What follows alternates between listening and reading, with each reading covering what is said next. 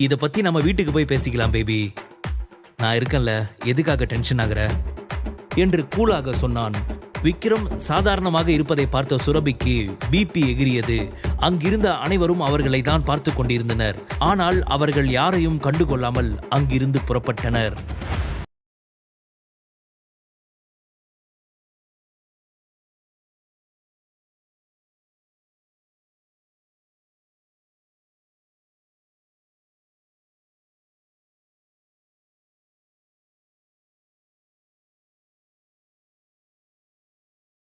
பத்திரமா பாத்துக்க கூடவா தெரியாது? இது என் பொண்ணுக்கு கிடைச்ச எவ்வளவு பெரிய சான்ஸ். இப்படி நாசமா போச்சு. என் பொண்ணு வாழ்நாள் முழுக்க கஷ்டப்படணும்னு அந்த ஆண்டவன் அவ தலையில எழுதிட்டான் போல என்று ரேணுகா புலம்பினார். அட, எதுக்காக மாமியார் இப்போ ஒப்பாரி வைக்கிறீங்க? இதெல்லாம் சின்ன விஷயம், நான் பாத்துக்கிறேன், நீங்க கூலா இருங்க என்று விக்ரம் சொன்னான். என்னது, இது சின்ன விஷயமா? உனக்கு என்ன பைத்தியமா பிடிச்சிருக்கு? 10 லட்சம் ரூபாய் மதிப்புள்ள நகை காணாம போயிருக்கு. இதை போய் சின்ன விஷயம்னு சொல்ற? ஏமாப்ல, நீங்க தானே என் பொண்ணோட அசிஸ்டண்டா அங்க இருக்கீங்க. இன்னும் கொஞ்சம் ஜாக்கிரதையா இருந்திருக்கலாமே. சுரபி டிசைன் பண்ண நகையை அவளோட அசிஸ்டன்ட் தான் ஜாக்கிரதையா பார்த்துக்கணும். அந்த ஒரு வேலையை கூட இவனால உருப்படியா பண்ண முடியல. சரி, நகை தான் தொலைஞ்சு போச்சு, அப்புறம் என்ன பண்ணிருக்கணும்? அதுக்காக எல்லார்கிட்டையும் மன்னிப்பு கேட்டு பிரச்சனையை பெருசு பண்ணாம இருக்கிறத விட்டுட்டு நாளைக்கு எக்ஸிபிஷன்ல அந்த நகையை வைப்போம்னு இவன் எல்லாரும் முன்னாடியும் சொல்லியிருக்கான். இப்போ எங்கிருந்து அந்த நகையை கண்டுபிடிக்கிறது? அது திடீர்னு வானத்திலிருந்து தொப்புக்கடின்னு குதிக்குமா என்ன என்று ரேணுகா கோபமாக கேட்டார்.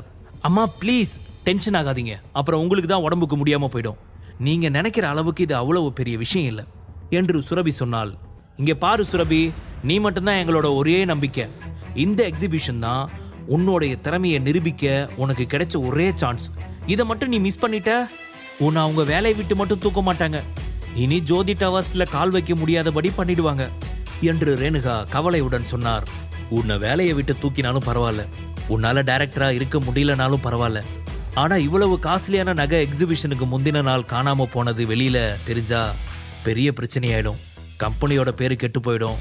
அதுக்கு பிறகு இந்த கம்பெனி புருஷோத்தமன் குடும்பத்தோட கையில இருந்து கம்ப்ளீட்டா போயிடும். அதை நினைக்கும் போதுதான் எனக்கு ரொம்ப வருத்தமா இருக்கு என்று சரவணன் சொன்னார். அது சரி, நீ எப்படி BMW கார் வாங்கின என்று ரேணுகா கேட்டார். அதை நான் வாங்கலம்மா, விக்ரம் தான் வாங்கினான் என்று சுரபி சொன்னாள். நீ வச்சிருக்க அந்த ஜூஸ் கடையில சம்பாதிச்சு நீ BMW கார் வாங்கின, இதை நாங்க நம்பணும். ஏய், உண்மையை சொல்லு, நகை காணாம போனதுக்கும் உனக்கும் ஏதாவது சம்பந்தம் இருக்கா என்று கேட்டார். அப்போது விக்ரமின் போன் அடித்தது. ராக்கெட் ராஜா தான் போன் செய்தான். எனவே விக்ரம் போனை எடுத்துக்கொண்டு வெளியே சென்றான். ராக்கெட் ராஜாவிற்கு போன் செய்தவன் இந்த பிரச்சனையை பற்றி சொன்னான். சார், எனக்கு இதை பத்தி எல்லாம் தெரியும் என்று ராக்கெட் ராஜா சொன்னான். அப்படியா, நல்லதா போச்சு. இந்த திருட்டுக்கு பின்னாடி யாரெல்லாம் இருக்காங்க என்று விக்ரம் கேட்டான். சங்கர் சார், அவர் தான் பக்கத்து ஸ்டேட்ல இருந்து இந்த வேலை பார்க்கறவங்களை இறக்கி நகையை திருட வச்சிருக்காரு என்று ராக்கெட் ராஜா சொன்னான். சரி, நான் உன்னதான் பார்க்க வந்துகிட்டு இருக்கேன், நீ எங்கேயும் போயிடாத.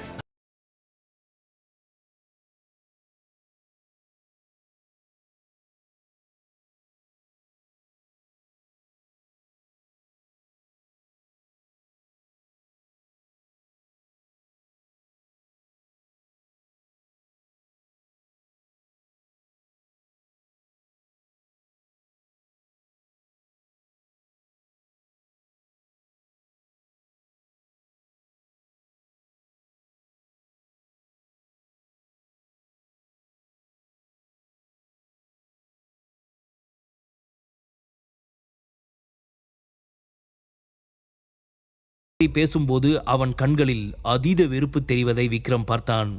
நான் டேவிட் கிட்ட பேசணும், சீக்கிரம் ஒரு மீட்டிங்கை ஃபிக்ஸ் பண்ணு என்று விக்ரம் சொன்னான். சார், அவன்லாம் நம்ம இடத்துக்கு வரமாட்டான், அவங்கிட்ட பேசணும்னா நாம தான் அங்கே போகணும் என்று ராக்கெட் ராஜா சொன்னான். என்ன ராக்கெட் ராஜா, அங்க வர பயமா இருக்கா என்று விக்ரம் கேட்டான். உண்மை அதுதான் சார், அங்க வர எனக்கு சுத்தமா தைரியம் இல்லை. ஆனா நீங்க கூப்பிட்டு எப்படி வராம இருப்பேன்? நான் கண்டிப்பா வரேன் சார் என்று ராக்கெட் ராஜா சொன்னான். அடுத்த 1 மணி நேரத்தில் அவர்கள் இருவரும் டேவிட்டின் இடத்தில் இருந்தனர். டேவிட் இருக்கும் இடம் ஒரு பழைய தொழிற்சாலை போல தெரிந்தது.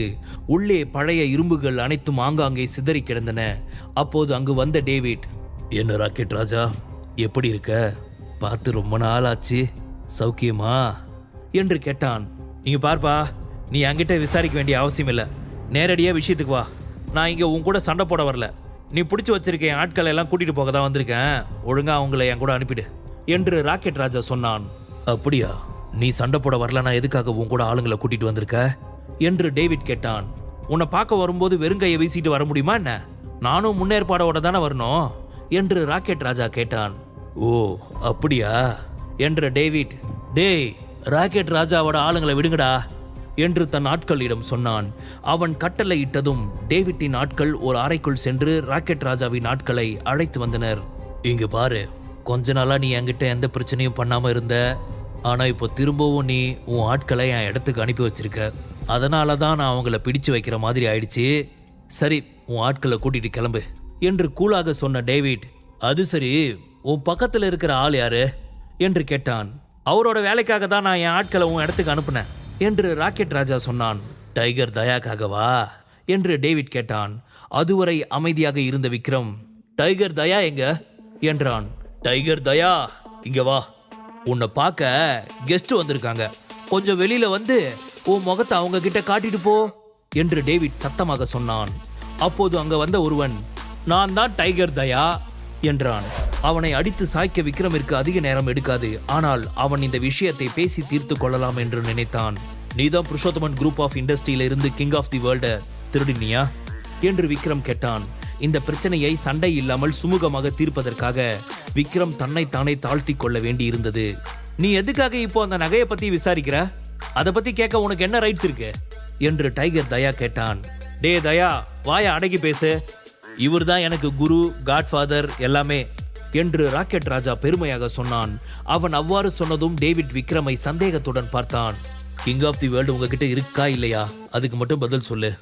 விக்ரமிற்கும் அந்த நகைக்கும் என்ன சம்பந்தம் என்று யோசித்த டேவிட் பின்னர் சத்தமாக சிரித்தான். எந்த வேலை வெட்டிக்கு போகாம பொண்டாட்டி வீட்டில் வீட்டோட மருமகனா இருக்கிற புருஷோத்தமன் குடும்பத்தோட மருமகன் நீதானே? எவ்வளவு தைரியம் இருந்தா என் இடத்துக்கே வந்து நீ இப்படி பேசுவ என்று டேவிட் கேட்டான். விடுப்பா, இவங்கிட்ட உண்மையை சொல்றதால என்ன ஆகிட போகுது என்று டேவிட்டிடம் சொன்ன டைகர் தயா, 2 நாளைக்கு முன்னாடி சங்கர் என்கிட்ட அந்த நகையை திருடி என்னையே அதை வச்சுக்க சொன்னான். ரிஸ்க்கு கம்மி, லாபம் அதிகம்னு நினைச்சு அதுக்கு ஒத்துக்கிட்டு நான் தான் அந்த நகையை ஆட்டையை போட்டுட்டேன், அவ்வளவுதான் என்றான். பின்னர் ராக்கெட் ராஜாவை ஆச்சரியத்துடன் பார்த்தவன், ஏன்பா ராஜா, நீ எவ்வளோ பெரிய ஆளு, இந்த மொத்த ஸ்டேட்டையும் உன் கண்ட்ரோலில் வச்சிருக்கவன், நீ போய் இவனுக்கு பயப்படலாமா? இவன் போய் உன்னோட குருன்னு சொல்ற, உனக்கு என்ன பைத்தியமா பிடிச்சிருக்கு என்றான். விக்ரம் கோபத்தை கட்டுப்படுத்தி தன் கைகளை முறுக்கினான். முழு கதையையும் கேட்டு மகிழ பாக்கெட் FM ஆப்பை டவுன்லோட் செய்யுங்கள். லிங்க் டிஸ்கிரிப்ஷனில் கொடுக்கப்பட்டுள்ளது.